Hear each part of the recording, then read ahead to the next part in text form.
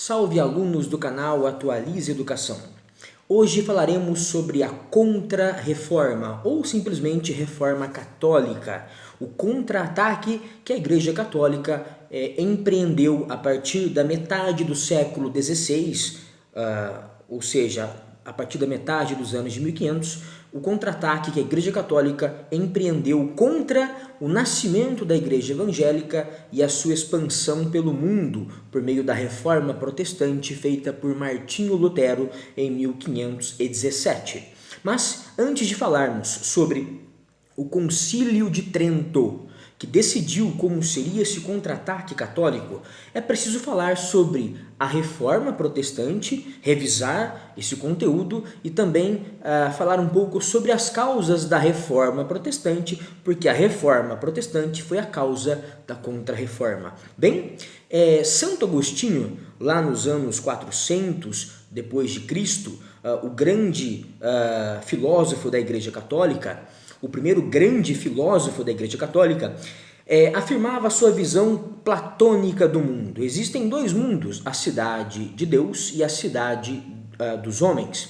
A cidade dos homens, o mundo dos homens, é o mundo onde existe o tempo, onde as coisas mudam, isso é o tempo. E se as coisas mudam é porque elas não estão perfeitas, se as coisas mudam é porque na verdade elas se corrompem. Corrupção, nesse caso, significa mudança de uma coisa que nunca foi e nunca será perfeita. Se essa coisa não é perfeita, ela, buscando a sua perfeição, muda. Se essa coisa não é perfeita, ela não é eterna, ela está destinada ao apodrecimento, à corrupção, como já foi dito.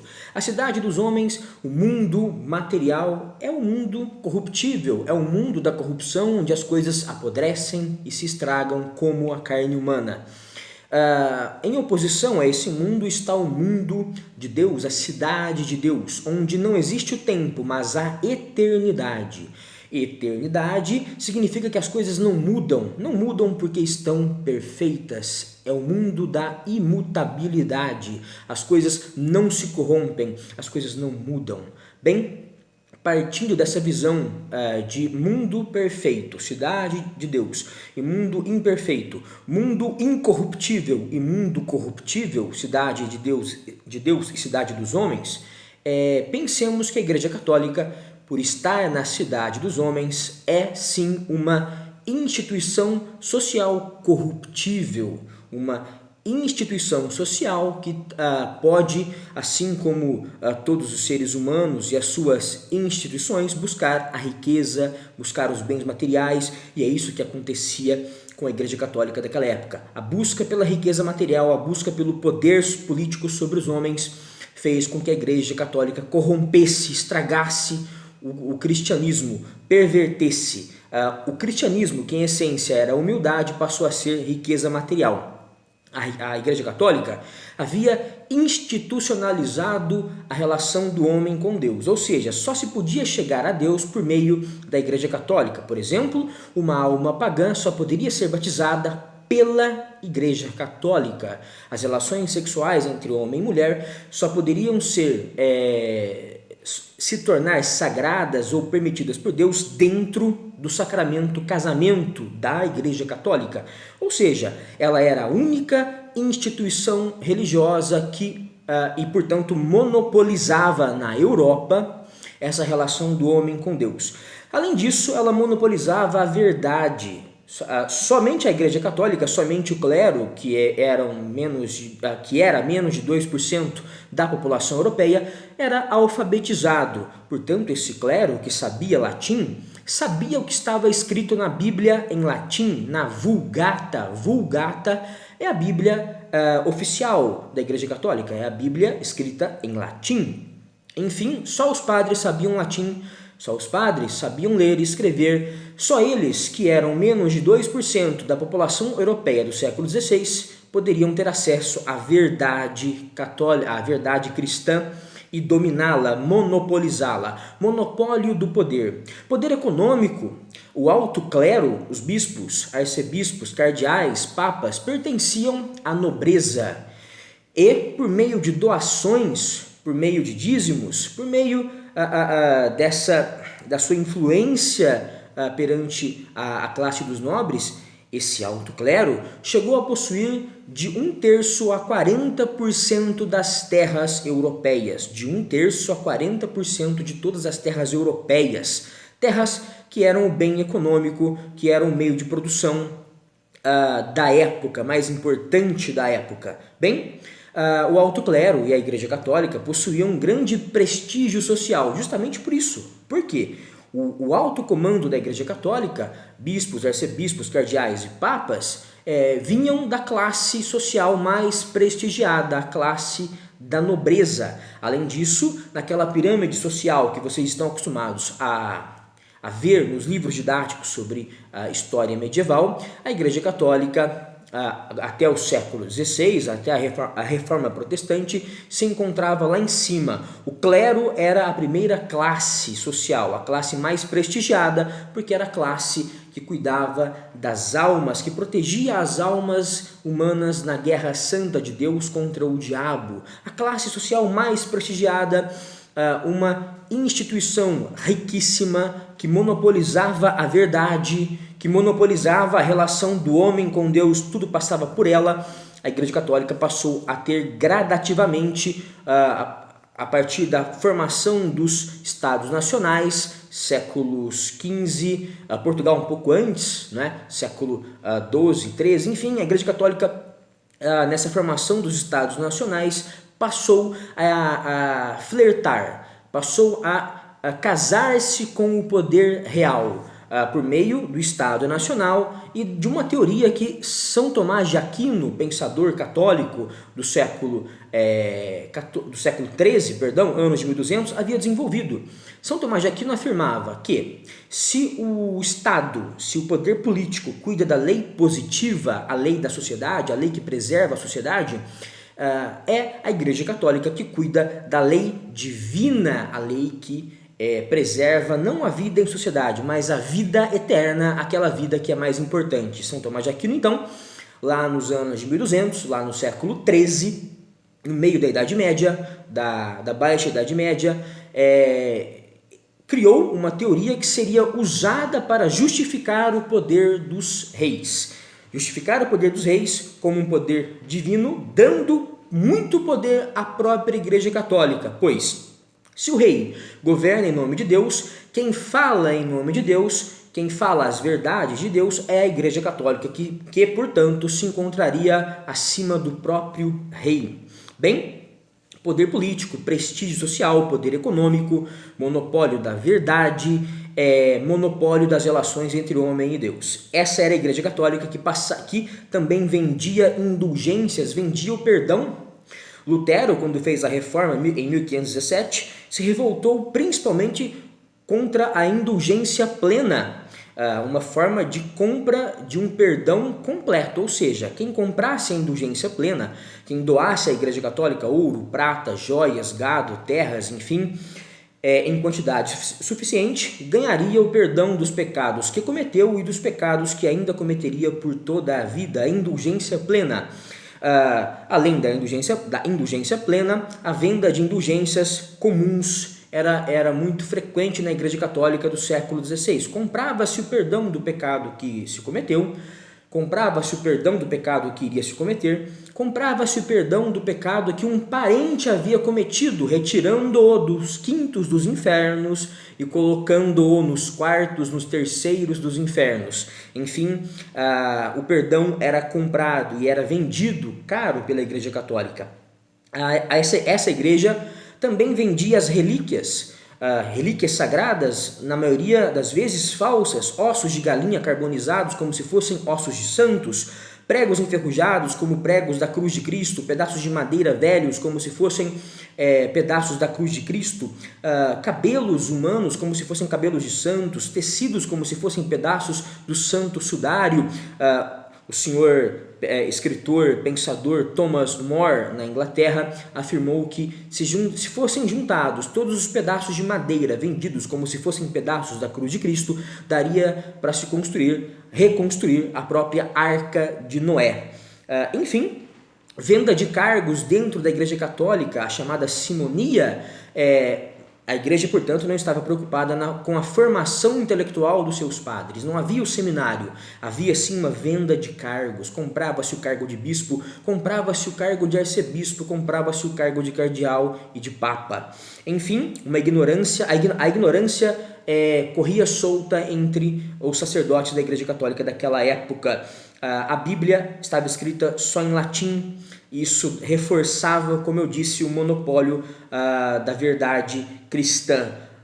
Esse monopólio estava nas mãos da Igreja Católica. Enfim, por essas e outras, houve reformadores. Citemos aqui alguns, citemos aqui 5.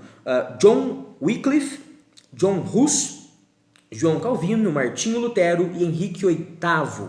Bem, vamos lá. John Wycliffe foi professor de teologia na Universidade de Oxford, na Inglaterra. Viveu e pensou em meados do século XIV, meados dos anos 1300, na Inglaterra. Afirmou que a Bíblia deveria ser traduzida para o inglês e fez isso, tradução da Bíblia para o inglês, quebrando o monopólio, tentando quebrar o monopólio da verdade pela Igreja Católica. Criticou a riqueza do alto clero, o luxo do alto clero, do alto comando da Igreja Católica. Afirmou antes de Lutero a salvação pela fé, não apenas as doações salvam sua alma, mas fundamentalmente o seu arrependimento, a sua fé na palavra de Deus. Portanto, ele atacou lá no século XIV, John Wycliffe, a ideia de doar para a obra de Deus, para a Igreja Católica, a fim de salvar a própria alma. A Igreja Católica, inclusive, fornecia ao fiel doador um documento oficial, onde estava garantida a sua posse de um terreno no céu. O céu estava sendo loteado. Além disso, além de afirmar a Bíblia traduzida para o inglês, além de ir contra a riqueza do alto clero e de afirmar a salvação pela fé e não apenas pelas doações, o senhor John Wycliffe também afirmou que a verdade vem da Bíblia e o Papa é infalível. O Papa não encarna a verdade. E a Igreja Católica afirmava isso, afirmava a infalibilidade do Papa. O Papa é infalível, ele não erra, ele é a própria verdade de Deus em carne, encarnada.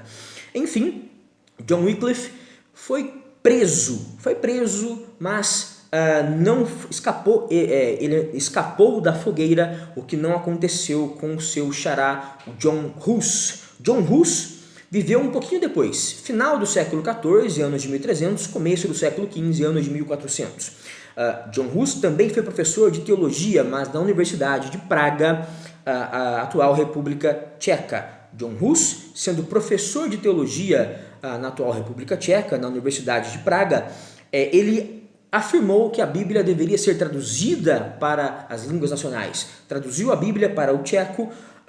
Além disso, criticou a corrupção do alto clero, corrupção no sentido de inverter o sentido real do cristianismo. Ou seja, John Hus criticava o fato do alto clero pensar no luxo e no poder econômico e não na humildade perante os bens materiais, humildade pregada por Cristo. John Hus, por essas críticas pesadas, foi excomungado, expulso da Igreja Católica, foi preso e foi condenado à fogueira, falecendo, se eu não me engano, no ano de 1415, começo do século XV. Esses caras, John Wycliffe e John Hus, inspiraram outros reformadores do século XVI. João Calvino, Martinho Lutero e Henrique VIII, sem dúvida nenhuma, foram os três principais reformadores e esses são os que mais nos interessam. João Calvino foi criador da teoria da predestinação fatalista, que diz o seguinte: Deus nos dá o livre-arbítrio, mas ao nos dar o livre-arbítrio, ao nos criar com esse dom, com esse direito de livre escolha, ele já sabe qual caminho escolheremos, se o caminho de Deus ou se o caminho da perdição. Ora, como sabemos se estamos predestinados à perdição ou à salvação? É pelo sucesso decorrente do nosso trabalho, do nosso esforço em qualquer ofício. Aquele que trabalha, aquele que tem sucesso profissional, aquele que consegue lucrar, aquele que consegue prestígio social por meio do seu trabalho, da sua da utilidade do seu ofício, esse pode ter certeza de que será salvo. O sucesso profissional é um sinal da predestinação divina à salvação, teoria da predestinação fatalista de João Calvino. Ele afirmava também que os lucros, embora não fossem pecados, deveriam ser guardados, poupados, e a poupança é o grande motor do capitalismo comercial, que gerou o capitalismo industrial. Os caras poupavam e com o dinheiro poupado passaram a investir em mais comércio, em manufaturas que viraram maquinofaturas e geraram a Revolução Industrial. Portanto, isso foi percebido por Max Weber, a ética protestante, a ética calvinista de trabalhar, ter sucesso, ter lucro e poupar é fundamental para o capitalismo. A ética protestante faz parte do espírito do capitalismo. Essa é a obra de Max Weber, a ética protestante e o espírito do capitalismo. Enfim, os calvinistas também afirmavam a prática da obra de Deus, fazer as obras de Deus, na verdade. O que significa isso? Praticar o trabalho que a missão que os apóstolos praticavam, ou praticaram. A missão de espalhar a palavra de Deus pelo mundo, na forma de missões, sendo missionários, fazer as obras de Deus. Martinho Lutero escreveu as 95 teses, as 95 ideias contra a Igreja Católica, pregando-as na Catedral de Wittenberg, na Alemanha, em 1517, influenciando João Calvino, influenciando Henrique VIII, influenciando outros reformadores. Foi, sem dúvida nenhuma, o principal reformador da Igreja Católica, o principal criador da Igreja Protestante.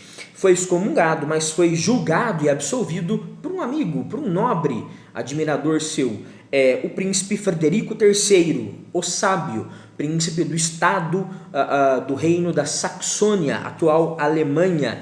Enfim, Lutero afirmava a justificação ou salvação pela fé. É a fé que salva, não a doação à Igreja Católica na forma da compra de relíquias ou qualquer coisa parecida. Doar, ajudar financeiramente a Igreja Católica não salvará os ricos que assim pensavam. É apenas o arrependimento, é apenas a fé na palavra de Deus que salva o fiel. Afirmou também o fim do celibato, os padres poderiam se casar. Afirmou que as indulgências ou o perdão não poderiam mais ser vendidas, assim como as relíquias. Vender relíquias, idolatrar relíquias, o pecado da idolatria e o comércio da idolatria. Foi contra a simonia, a venda de cargos, atacou a ignorância dos padres. Afirmou que a Bíblia deveria ser traduzida para todas as línguas nacionais e traduziu a Bíblia para o alemão. Afirmou que o Papa é falível, sim. Enfim, foi contra a idolatria dos santos e inspirou também Henrique VIII. Henrique VIII, rei da Inglaterra, em 1531, se separou, anulou o seu casamento, o casamento com a Catarina de Aragão da Espanha, porque ela não havia lhe dado um filho homem. O Papa excomungou o Henrique VIII, porque ele se casou logo em seguida com uma cortesã inglesa, Ana Bolena.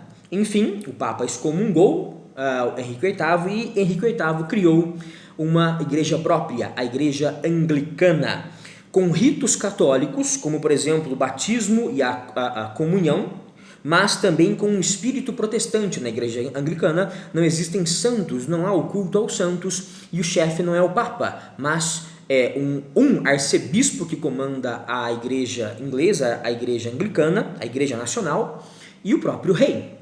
Enfim, ele passou a ser dono da sua própria igreja, porque o Papa não quis deixá-lo se casar com quem ele queria. Ele fez isso, ele criou essa igreja pelo ato de supremacia, uma lei de 1534.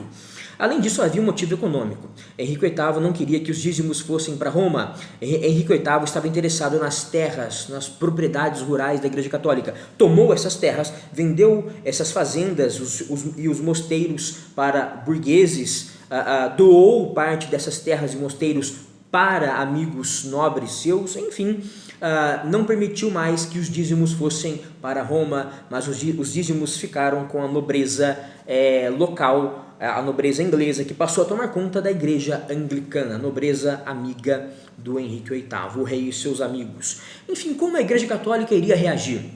Para isso, ela criou o Concílio de Trento. Concílio de Trento, nome oficial Concílio Ecumênico. Uma reunião que colocou no mesmo espaço, na cidade de Trento, norte da Itália, as principais autoridades da Igreja Católica, os papas da época, os cardeais, pensadores importantes, monges importantes, enfim, as principais autoridades da Igreja Católica foram reunidas em Trento, norte da Itália, entre os anos de 1545 e 1563, 18 anos de reuniões. Foram 25 sessões plenárias, 25 reuniões divididas em 3 períodos. Primeiro período entre 1545 e 1547. Segundo período, 1551 e 1552. Terceiro e último período entre 1562 e 1563.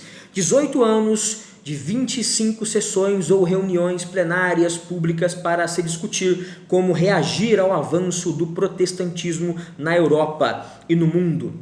O Papa que convocou essa reunião, esse concílio foi o 13º concílio realizado pela Igreja Católica. Quem convocou foi o Papa Paulo III, mas outros papas continuaram essa reunião, esse concílio ecumênico. Júlio III, o segundo Papa, Paulo IV, Pio V, Gregório XIII e finalmente Sisto V. Foram então 6 papas que promoveram essas 25 reuniões do Concílio de Trento durante 18 anos, entre 1545 e 1563.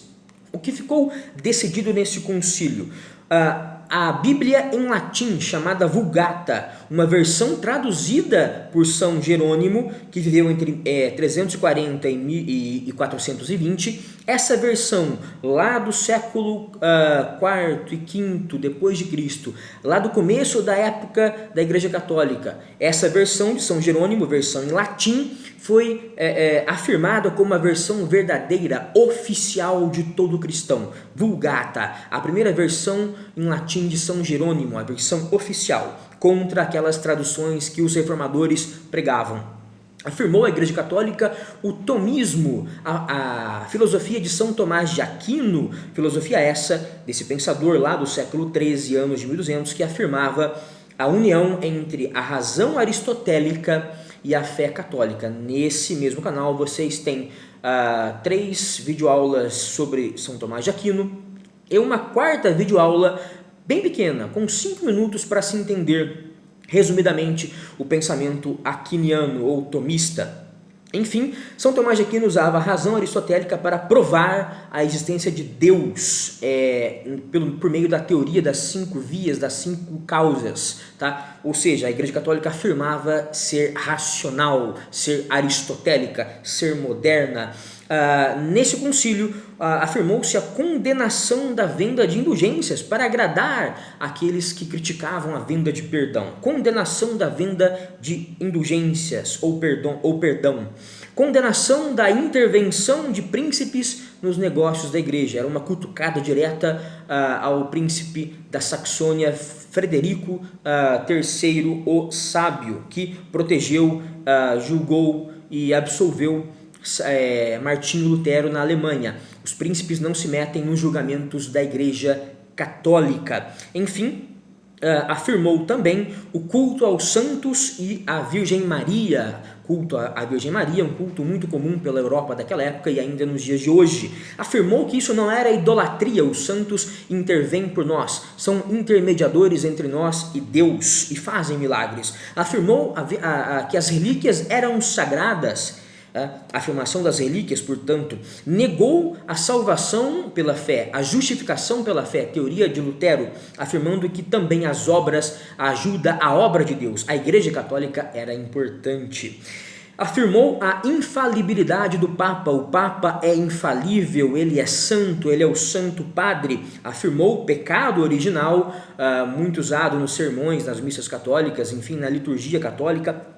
Afirmou também os 7 sacramentos, ou seja, batismo, crisma, confissão, eucaristia ou comunhão, matrimônio, ordem, a ordenação, por exemplo, de padres, e a extrema unção. Ninguém poderia ser batizado fora da Igreja Católica, ninguém poderia se casar fora da Igreja Católica. Esses sete sacramentos, entre eles o batismo e o matrimônio, eram sagrados e poderiam ser feitos só pela Igreja Católica. Afirmou o celibato, padres não poderiam se casar para dedicar toda a sua vida à Igreja Católica. Afirmou que todo casamento, olha a cutucada no rei Henrique VIII, era indissolúvel, indissolubilidade do casamento. Oficializou a Companhia de Jesus. O que era a Companhia de Jesus? Um cavaleiro que foi guerreiro, que foi militar, que lutou por reis da Espanha. Esse cavaleiro, que também foi conselheiro real, seu nome era Inácio de Loyola, o Santo Inácio de Loyola, que viveu entre 1491 e 1556, portanto viveu durante o Concílio de Trento, ou parte dele. Enfim, esse militar e conselheiro real espanhol, Inácio de Loyola, havia criado em 1534 a Ordem Companhia de Jesus. Os monges jesuítas queriam peregrinar como Cristo fez, humildemente espalhando a palavra de Deus.